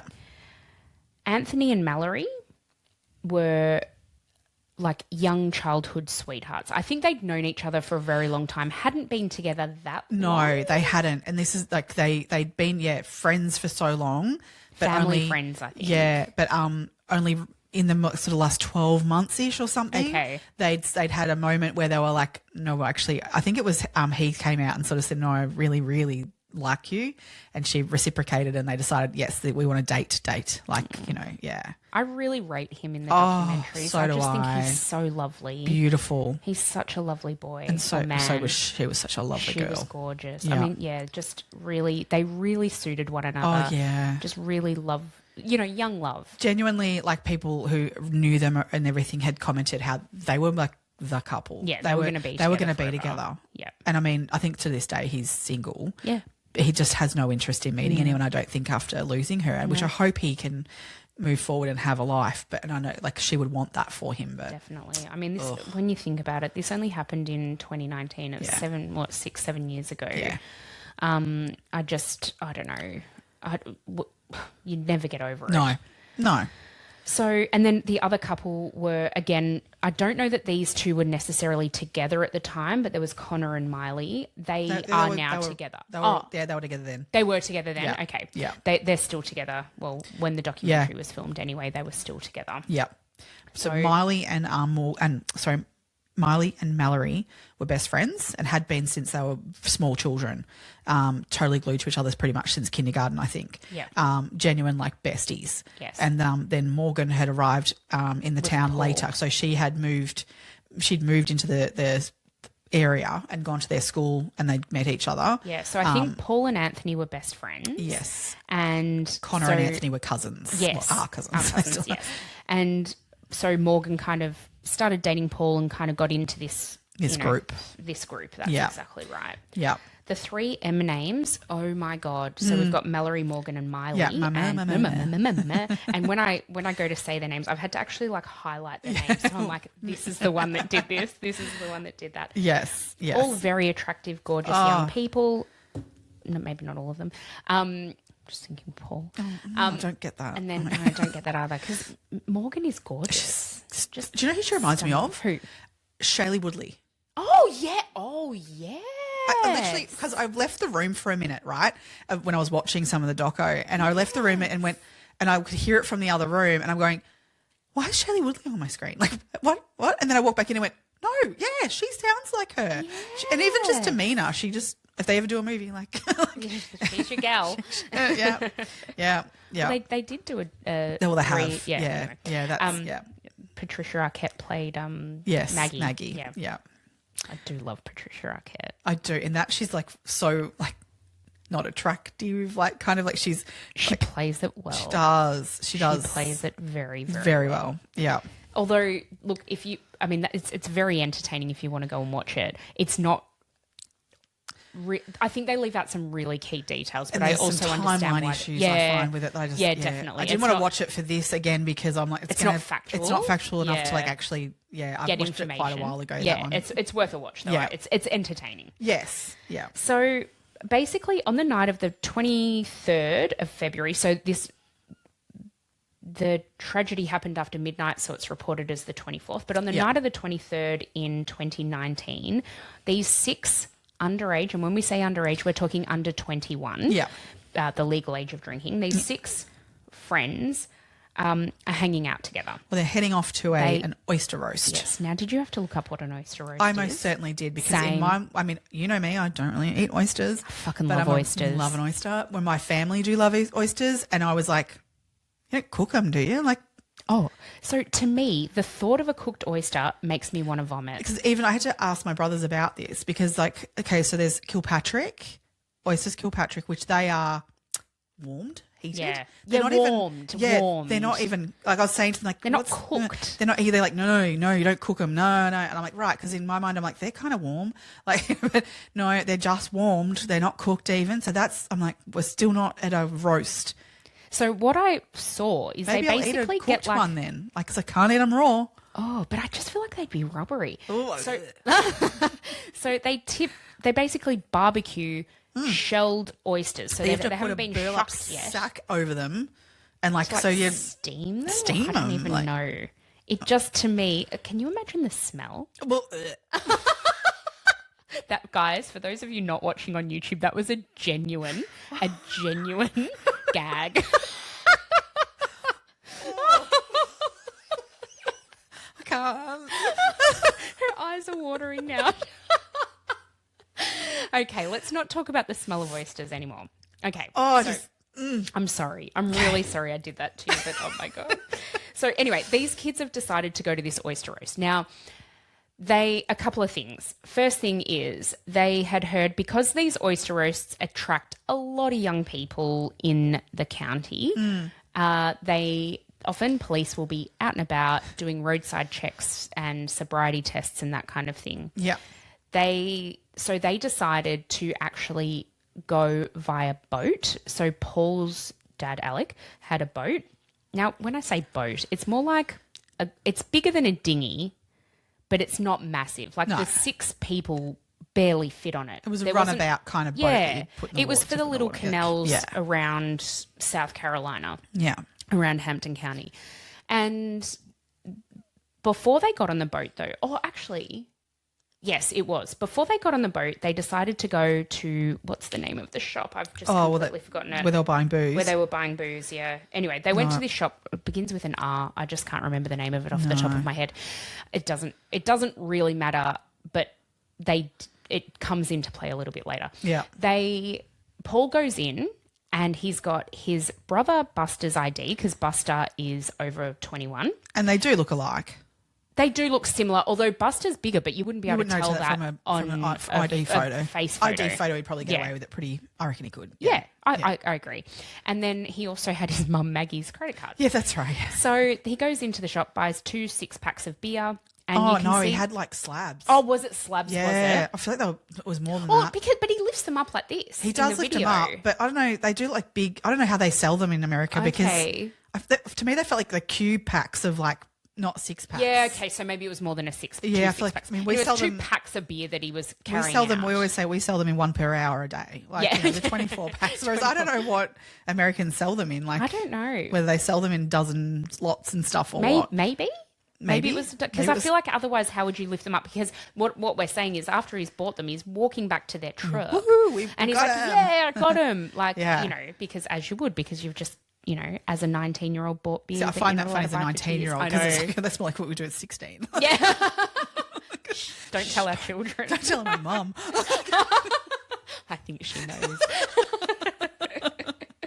No. And if she doesn't, so basically, they've gotten on the boat. They've had all their beers, and I think they were drinking the beers on the way to this oyster roast. So yeah. Paul was driving the boat. It's his boat or his dad's boat. Yeah. They get to the oyster roast, and they're there for quite some time, and they were imbibing Yeah. the entire time. So Yeah. apparently there were shots, there was beer, there were kegs, there was Yep. spirits, and they were all really, really drunk. Yeah. I think by the time it got to the point where they're like, all right, it's kind of time to go, it was about 1 o'clock in the morning. Now, Connor and Anthony, I believe it was actually Anthony suggested, instead of driving the boat home because they were all tanked, that maybe they should get an Uber. Yeah. And Paul was like, no, I'm not leaving my boat here. Yeah. We're going back on my boat. It's fine. I'm fine. I'll be able to do it. Anyway, I want to go to this other bar up the river, up the creek, river. Yeah. And they were all like, oh, no, we just kind of want to go home. Like, yeah, right. So they all kind of reluctantly agree to go back in the boat. This is where, like, I mean, we've all been in situations like this as, younger people doing things that are silly. Yeah. I mean, if anything comes out of this is where I hope people hear this story, young people, and go, yeah, don't get in that vehicle, whenever that vehicle is. You should get in an Uber, you should get in an Uber. And if you don't have enough take the money to pressure. pay for that Uber, call your mum or your Yeah. dad or your cousin or your sister or your mum's best friend. Yep. They will pay They for an will- Uber for you. Or they'll come and pick Or you they'll up. come and get you. I would rather a 2 a.m. phone call from my kid saying, come get me, and me managing that, than me getting a phone call from a hospital police officer because something else has happened. 1 million times There over. is no... Yeah, you make the phone call to your parent. You make that call. And there is no... and to your safe you won't adult. get in trouble for how drunk you are at that point. Yeah. I just would rather that phone call. I feel like the hangover would be enough. Exactly. Of a Yeah, the punishments will come in other ways. yeah. Yeah. That's exactly right. Yes. So the 6 19-year-olds ish, they're all Yeah. ish, get back in the boat and they go, I think it was like literally 5 minutes down the river to a river, to a pub that was a bar that was on the river. Yeah. So they've docked the boat and basically everyone bar Paul and Connor stay in the boat because they are... two of them walk. I think Mallory and Connor go like for a walk. Mallory and Oh, Anthony. and Anthony, sorry. Oh my God. Melanie and Anthony go for a walk along the pier kind of thing along the dock. Okay. I mean, because you can see them on CCTV. That's true. Whereas I know Morgan and Miley stay in the boat. Yep. And the other two go into the bar. Yeah, so Connor and Paul go into the bar. Apparently they are there for like 7 minutes. They have 2 shots each and then they go back out to the boat because I think everyone just wanted to get home. And so the fact that Paul even wanted to stop was pissing everyone off. Yeah. So what they say happens next is there is a bit of contention, but I think it's been proven now what actually happened through physics and no contention there anymore. Accident reconstruction and whatever. Yeah. In the boat, we have Connor and Paul at the steering wheel, but Paul is definitely behind the steering wheel. Connor is to the side of that. Yeah. In the back of the boat behind them, sitting on the floor of the boat, is Anthony and Mallory. Now, Mallory is sitting on Anthony's lap. She's scared. They're both scared. They're worried. They're holding on for dear life because Paul is... They're worried about him. Yeah. He can. I should sort of say too. Like, I mean, they were all drinking, all partaking, all of them were absolutely. drunk. Yep. But Paul particularly was more drunk than everyone else. Yes. He was. They called him Timmy when he got to this point. He had a different persona. He was alter ego. An alter ego, yeah, that he would pull We out. all know people who, when they, there's all lovely when people are fun drunks, but we all know people who are not a fun drunk, and Paul was not a fun drunk. He got really nasty and stupid, belligerent, and combative. Yeah, because I mean, the other guys in the boat did say, "Let us drive." They felt that they were in more of a level to be able to drive. Probably even themselves didn't want to with how much they drunk, but knew that they could manage it better than Paul could and would take it slower and easier. Yeah. Whereas Paul was doing loops around. Well, apparently he started off from this dock. Yeah. So after they'd been and had these couple of shots, he started off quite slow. And so because in the front of the boat was Morgan and Miley. They were just sitting on a cooler that they'd had the beers in previously. Yes. So apparently at the start, he was driving quite slowly and everyone was like, okay, like this is good. Like we're happy with this. And then there was some argument or something happened between him and Connor. Yeah, well, I think Connor was saying, do you think maybe I should drive? Yeah. Oh, is that what it was about? I think that was it, yeah. And Paul's like, fuck this shit. And he's just done a Timmy and he's like, fuck this. And he's just put it full throttle, put the boat full throttle. But one point in this too, he slapped his girlfriend. He slapped Morgan as well. Yes. Hit her. And said to her something like, it's really shit how your dad can't provide for your family. What? Timmy, shut the fuck up. Yeah. Shut the fuck up. What the fuck? I think because her mum was really good high level nurse, and so she might have maybe earned a bit more than her dad, did. Oh my God. So his a-hole rich family looking down on her. What a dick. What a fucking dick. Bet her family were far better than hers. Well, you look at. Yeah, because I think her mum is a nurse at a prison. Yeah, a nurse, a really high-level nurse, kind of hardcore nurse. Yeah. Like really amazing. Yeah. So, so basically Timmy, is now driving incredibly fast and very erratically. Now, two things to note here. The first thing to note is that the light on the boat was broken. Mm-hmm. The second thing to note is that so what I'm saying is they couldn't see where they were going. No. And these canals get more and more narrow the closer they get to the house or to where they dock the boat permanently. Yeah. And so, okay, fine. Maybe if he was speeding back at the start of where they were, it was a really big, wide body of water. Yeah. As it gets to the point where this happens, the accident happens. It's not an accident really when anyway. Well, the canals are so narrow. Well, it's not only that it's narrow, it's actually the fact that because it's a bridge, there's pylons. Yeah. So to get through between the pylons, it was narrow. Yeah.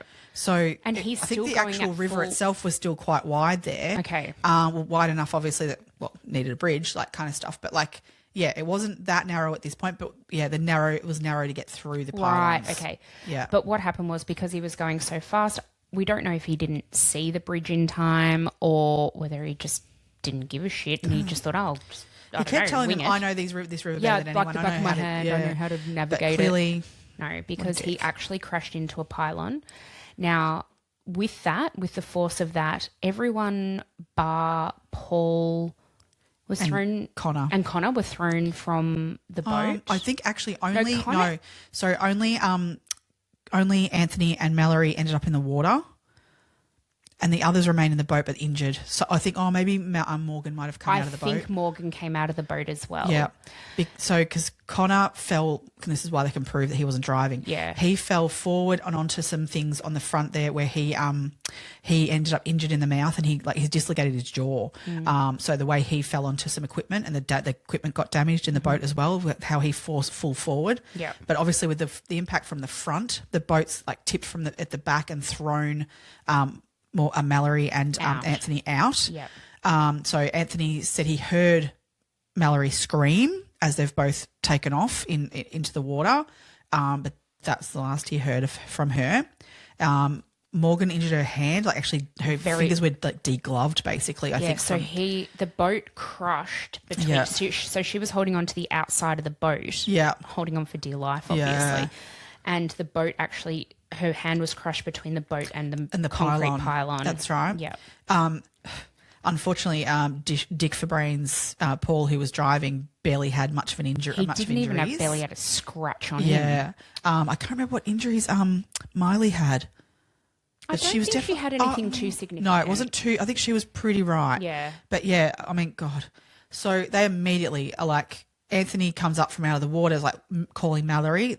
They can't find her. I mean, you listen to the 911 call. It is you can horrendous. just hear everyone bar Paul, Paul. Screaming for Mallory. And you can tell they're so desperate. They're so desperate. Anthony doesn't get out of the water. He stays in the water looking for her. Connor is the one who calls the police. Yep. He calls 911 on the bank and is begging people to come and explaining where they are. And you can hear fuckstick Paul in the background. Well, he's saying to Paul, what bridge is this? Where are we? What bridge is it?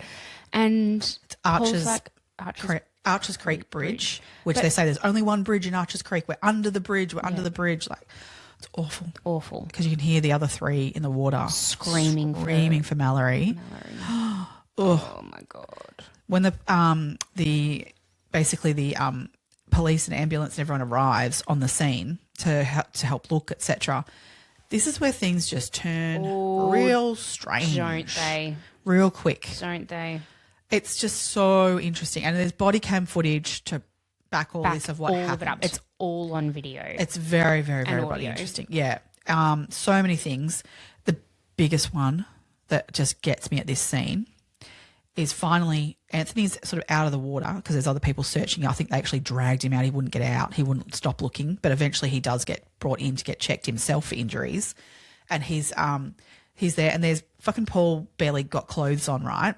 Well, he'd gotten himself a bit naked back at the bar. The actual bar. Like he's just like dickhead wandering around. And at a point, Anthony says to one of the cops, you hear him go, "You see that guy over there who's half naked or whatever? Do you know who he is? That's Alec Murdaugh's son." Yeah. Do you know Alec Murdaugh? Yep. Good luck. He knew that. He was basically saying, he's done this. My girlfriend's lost, most likely dead. He's realizing that. He knew that. And then he knew that it was Paul's fault and there was never going to be any justice. I agree with you. That is such an important moment in this. Yeah. The other thing that happens on this night that makes me go, oh my fucking Lord. Mm-hmm. So Anthony calls his mum and dad. Yep. And asks them to come down. Of course, they're there as soon as they can get there. Yep. Paul's asking for a phone the minute he gets on the bank. He's trying to find because he's lost his phone. He's lost his phone. Yeah. Yeah, he needs his phone. That was really important to him to get a phone. Needed a phone, because someone's got to clean up his mess. Mm-hmm. But Anthony is able to get in contact with his mum and dad. Now, there's body cam footage of Anthony's mum, and she says, has anyone contacted Mallory's family? And the police officers say no. Well, actually, no. What the police officer says is fucked up. He's like, oh, we don't want to, get them all worried yet and have them come up here and we don't know how they're going to act when they get here. We don't want them here to cause issues. Yeah, to cause issues. Now, she says, so Anthony's mum says, I'm not going to tell them. It is not even close to being her place to have to do that. Now, she is very close friends with them. But that is... Oh, she did exactly what I would do. I would be like, so I don't want to make that call to that family. Who's going to tell her? Oh, my God, someone has to tell them. So eventually, Mallory's family are told. But well after all the rest. They then come to the scene. And Mallory's mum and dad are divorced, but they both come. Mallory's mum, all she wants is to go down to the scene and have a look. Okay, so the police officers are not letting her. They're like, no, ma'am, it's an active scene. You cannot go down there. We cannot have anyone down there. With that, Maggie Murdoch and I believe it was John Marvin arrive in a black SUV and they are allowed to drive down Go and get the to boat. the scene. They went and collected the boat. Yep. You mean the murder? Hold on a minute. Sorry, what? Yeah. Yeah. The boat that's got everyone's blood evidence, the windscreen's shattered or cracked at least. They were allowed to go and get that out of the water and take it. Yep. This active scene that a parent couldn't go and even look at. Yep. Now, this active scene, right, is, how do we put this? Tampered with by a powerful family whose son was at the helm. Okay. However, the 5 remaining teenagers were taken to the local hospital. Yep. Okay. They had to get Paul into an ambulance was a nightmare. Timmy, yeah, totally. He was Timmy. being a total he was being asshole. a total dick, an absolute dick. Belligerent little fucker. They had to strap him in. He had to be restrained because he was that much of a dick. They didn't take a alcohol test at the scene. He did eventually get a phone and he was able to call. Who did he call? He called. Grandpa. Well, he tried calling Alec first apparently, and he didn't answer. I don't know about that. I don't know. Oh, I did hear that, Yeah, and then okay. he called Grandpa. It was Grandpa. Grandpa has then mobilised the troops. He's contacted Randall. He's contacted John Marvin and Alec. Got them all, and so by the time they get to the hospital with little Timmy, and the other and the rest of them. Yep. In walks Alec with Randall, with his dad, as well as I think John Marvin and the has been deployed elsewhere, and Maggie and Randall Jr. Oh God, Junior, Senior. God, it gets hard. Yeah, the uncle of Paul. Yeah, the other uncle. So the 2 uncles and Maggie has sort of been deployed to the scene, whereas I think, and then Alec and Grandpa have gone to the hospital. Now, I just find this absolutely I can't even. Absolutely, honestly, the most disgusting thing ever. To think that they could walk in to that scene and behave the way they did with zero ramifications. But also, where's the privacy? Oh. How the fuck did they know that even that those other kids were at that hospital? Honestly, that should not have been known information to them. The fact that they went into their room. He just walked, they were literally doing surgery on Morgan at the time. Yep. And he just walked in going, oh, no, I'm her lawyer. Don't talk to anyone, Morgan. Trying to tell her what to do. She's having serious surgery on her hand. Yeah. What the fuck? Having just probably witnessed her best friend's death. Yeah. Yeah, and her boyfriend is the one who's culprit for this. I mean, how bloody distressing is all of it? All of it. And then he has the balls to walk in there and dictate and tell people what to do. But what he was trying to do... The nurse apparently totally told him to fuck off. Yeah, good on her. Yeah. But apparently what he told them all was, Connor was driving, right? Connor was driving. You tell them that Connor was driving and I'll take care of the rest. But there is video footage, body cam footage at the scene where it's spoken about by all of them, all the kids. I say kids, 19-year-olds, yeah. But all those that were on the boat commenting about Paul being the driver. Yep. So it's this is far gone, mate. Far gone. You think you're being clever? You're an absolute fuckwit. But then the fact that he goes into Connor.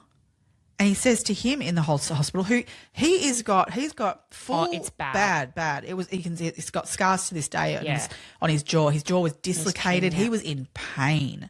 So he goes into him and says to him, he tells him to say that he was the driver and don't worry, we'll take care of you. Well, you're not taking care of him because you're telling him to lie. Yep. But that's how they weasel their way out of this shit. They are so fucked up. It's so disgusting. They're so fucked up. I mean, it's just it is trying to absolutely pin this disgusting. on some other young kid is just absolutely disgusting. Yep. Ooh. So while they were at the hospital, because Timmy was so belligerent and so uncooperative, thankfully the hospital took a blood alcohol blood sample. Yes. And it was analysed at being 3 times the legal limit, 0.24. Now, he shouldn't have been drinking at all. He wasn't of legal drinking age. No. He shouldn't have been operating a boat. So even if he was old enough, he was not. Was 3, that's right. He was 3 times the legal limit to be operating that boat. Oh, it's just disgusting. Yeah. It's really, really horrific. Yeah. So they're back at the scene though. They still don't find Mallory. I mean, I think it takes them about a 7 week. literally. I think it was on the 8th day, so it was 7 days of searching. they finally find her body, which is just so distressing that it takes that long for them to find her.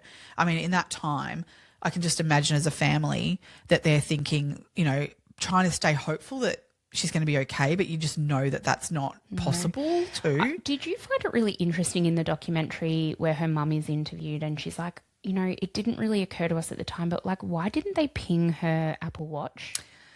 Yep. Why, like there were things that... Find my Apple Watch or something could have been a thing. Yeah. And she said, you know, there are things that I look back on now, and of course you can't think critically when your daughter's missing. Like that wasn't on her to think about that. No. But I'm like, you just think about that situation. I think to myself, gee, I wonder whether someone was like, let's ping her Apple Watch. Yeah. And that was maybe, what's the word? Poo-pooed? Like, as in, did someone go, oh, no, but I guess at that point it wouldn't have mattered when they found her or where. But like, Alec says at the hospital, he's overheard by a security guard on the phone, and he says to someone, don't worry, that she still hasn't been found.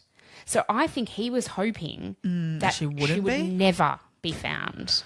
Well, I mean, she's going to turn up. Bodies, I mean, they do turn up. This is the thing. Was he hoping that he'd find it first? Oh, God. I don't know. Oh. Do you know what I mean? Yeah, like, I do get what you mean. I hadn't thought of it in that way. Oh. Because if there's no body, like, I don't know, would they then be able to spin some other kind of... I don't know. Maybe they she would gone missing. Like a bit of reasonable doubt in there or something. Maybe without a body. I don't know what the law is in that's that what I'm thinking. county, like kind of thing of like, is there a legal field where you can't charge him with murder if there's no body? Maybe. There's something in that, yeah, I think. I really truly think that. But anyway, so they haven't found her body for 7 days, but thankfully I think it was actually volunteers who found her body. Yeah, because I mean, they found once they did find her body, her injuries. She was immediately hit her head as she exited the boat, so she was unconscious when she hit the water, which meant that she then drowned. So like there was no matter whether they'd found her 5 seconds after she'd gone in or not, unfortunately, she wouldn't have survived. So that's the only comfort you can take in this of like not finding her sooner is that it wouldn't have mattered, unfortunately. Like that's awful. But yeah, not nice you would have wanted to have found her immediately. 100%. Yeah. Oh, it's so incredibly sad. And disgusting. I can't imagine how her family has gotten through it. I really don't. The thing with this then is like that's the night of this occurring is such a fucking shit show. It's, you know, and I think blind Freddie, you know, someone is liable for this and he should be charged, you'd think, right? Yep. No. So long goes by. He's not even interviewed. No.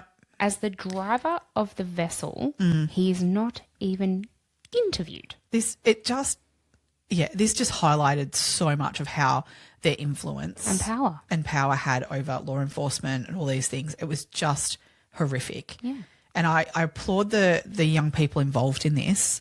The other 4 people who survived, they have not backed down. They have come forward and spoken. They haven't covered up for him and they haven't done what Alec told them to do. They were had a complete conviction to be like, no, that's not what happened. And I'm not letting my friend Anthony now go down or Connor to go down for this, and all these things. They all loved Mallory. Like she was a beautiful person and they knew this was tragic that happened. To then have these assholes come into this and go, we're going to change the narrative of her death is so wrong. Yeah. And I'm glad they all stuck to their guns on that. And we're like, nah, fuck off. We're not falling for your bullshit. Yeah, thank God. The other thing that I think we were talking about Morgan's relationship with Paul, and I think there were several instances that happened, and she says in the documentary that she was young, she didn't really know that wasn't right. She said words that I think anyone who's been in an abusive relationship lives for and clings to, is that she said, the good times were good. There were bad times that weren't so good, and they were pretty bad when they were bad, but the good stuff was really good. And so she was convinced by those good moments that those bad things would go away, and that they weren't as important. But unfortunately, how you can have more good times than bad times, but if those bad times are what was going on, that's not healthy. Oh, that's God, not no. okay. There were so many instances, but there were just sort of a couple that I thought I would bring up. So on the night of Buster's graduation, I think it was his high school graduation, not because obviously he never actually graduated from university. Yeah. Paul was really, really drunk and he choked her and she kind of fought back, and then apparently he sucker punched her so hard in her knee. I don't know what damage was done, but damage was done. Yeah. Like, it was so violent. Her telling these stories on that doco just break me. Yep. This other one, and this is like where I'm like, oh yes, the family have got a lot of practice in covering shit up. In 2017, Paul and Morgan were in a car. Yes. Or in Paul's pickup truck. Yeah. And he drove the truck into a ditch. He was drunk as fuck. When Morgan tried to call 911. Well, she did. She called 911. Did it actually connect, did it? Yeah. Paul basically slapped the phone out of her hand, didn't he? I think, and yeah. then he hung up. Yes, actually, no, you're right. It did connect because he then hung up the 911 call. Yeah. And he used that phone to call his grandfather. Grandpa Then contacted Alex and Maggie, and they all showed up to clear out, literally, Morgan says it was like a swift operation. Yep. They got in there, they cleared out all the beer cans and the guns that were in his truck. Yeah. And moved them all along. And told her off for calling 911. Oh, yeah, she got into trouble for calling 911. Big time. Why did you do that? She got a real scolding for doing that. Because we were in an accident. Yeah. I mean, our truck was in a ditch. Like, what the fuck else were we meant to do? Like, that was the right thing to do. Yeah. Morgan actually has said that the only good thing to come out of Mallory's death is that, and because Mallory and Miley were all over her saying she needs to break up with Paul. Yeah. This is so awful. But she says that Mallory saved her life. Yeah. And I absolutely believe it. I fully do as well. That Mallory's death what it did was it showed that she needed to get out of that relationship, and she has stuck to it and got out of it. Yeah, he begged her. He He tried to get back with her. He tried so hard to get back to her. Yeah. That just kills me. It's horrific. Yeah. But it just goes, like, I think this incident with the truck in the ditch, not only the hubris of him drinking and driving with his girlfriend in the car is, that's one thing. The fact that his family then swoop in to save the day, it all up, there's no consequences so for this enabled, man, of this young man. Well, she said that her family would have a drink and things like that, but she said she'd never seen drinking, even just in general, until she was in their family home. She said it was just, there was always wine on the table. But there also was always the kids, the underage participated kids were encouraged to drink with that. Yeah, she said she was handed a glass of wine when she'd arrived, underage, etc. And she'd never experienced that before. It would just be really, I mean, she was in a whole different world to what she'd grown up in. Yeah. Not to say that they were very welcoming to her, but at the same time, I think they were trying to groom her to be, potentially, I guess, Paul's future partner for life, that she had to fall in the line then with certain things. But they all knew too that Paul was not a good guy, because back when he was a kid, he used to kill animals. Yes. Red flag number one, tick. It's very. I mean, they were hunters as well, but we're talking about. No, but he would. Yeah. This is actually like not shooting animals for sport, which I just can't even anyway. No. But this is like actually causing, harm to animals that they weren't hunting. Yeah. Yeah. And the family, again, knew about it and allowed it. Yeah.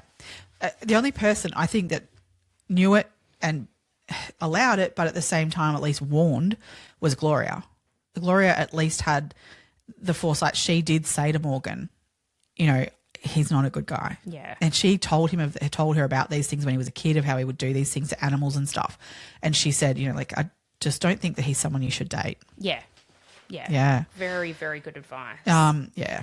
So the other thing then is that eventually Paul was charged for this. Yes. So he was charged for I've got it written down somewhere, but he was charged for, I think, 2 counts of operating of a BUI, so boating under the influence, resulting in grievous bodily harm. Yep. And 1 count of operating a boat under the influence causing death. Yes. So the hand injury and the Connor's jaw injury were the grievous bodily harm. Yeah. And then obviously Mallory's death. Yes.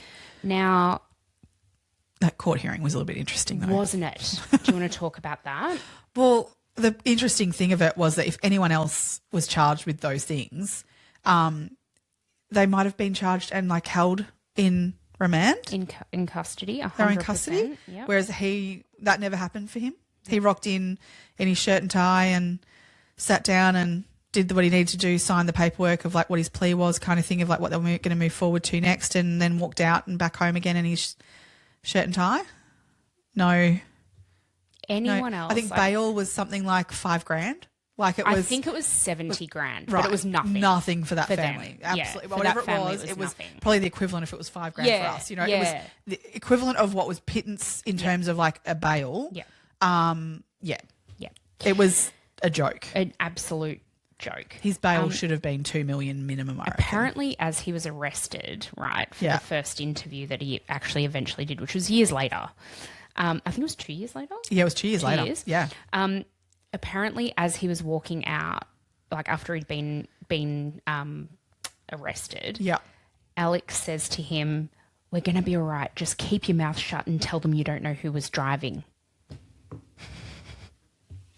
Oh my God.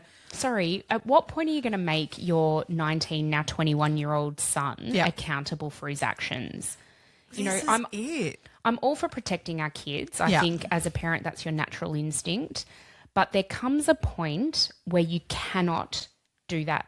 No. They have to understand the consequences of their actions. And I assume that Paul has never had to deal with the consequence of any action, any negative action that he's ever, perpetrated before. God, no.